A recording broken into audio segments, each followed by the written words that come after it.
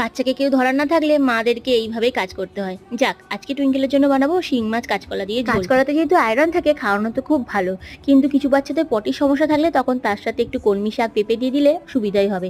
আমি অবশ্য আজকে পেঁপে আলু আর কাঁচকলা দিয়ে ঝোলটা করছি। প্রথমে কাঁচকলাটাকে কেটে হলুদ জলে মিশিয়ে দিয়েছি, তারপরে শিং মাছটাকে ভালো করে গাটা পরিষ্কার করে কেটে নিয়ে ওটাকে আমি ভেজে নিয়েছি শুধু বাটার দিয়ে, হলুদও দিইনি। আর খুব কড়া করে ভেজেছি, যেহেতু নুন হলুদ দিইনি তাই সেই জন্য যাতে টেস্টটা ভালো আসে।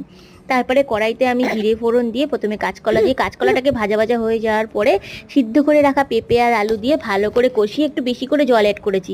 ঢাকা দিয়ে বেশিক্ষণ ধরে ফুটিয়ে জলটাকে কমে গেলে ঝোলের টেস্টটা বেশ ভালো আসে। আজকে স্ট্রেনারের সাহায্যে ভাত, আলু, কাঁচকলা, পেঁপে সব স্ট্রেন করে নিয়েছি আর মাছটাকে পরে বেছে অ্যাড করে নিলাম। এবারে ওকে এটা খাইয়ে দেবো আর ঝোলটা পুরোটাই অ্যাড করে দিই যাতে ওর খেতে বেশ ভালো লাগে। ও কিন্তু বেশ মজা করে খায়, আর কানে যেই ফুলটা থাকে যখন ও বিরক্ত বোধ করে ওর হাতে ধরিয়ে দিই, ও ব্যস্ত থাকে, আমি ওকে খাইয়ে দিই। ওর খাওয়ার টাইমে টিভি বা ফোন কিছুই চালাই না।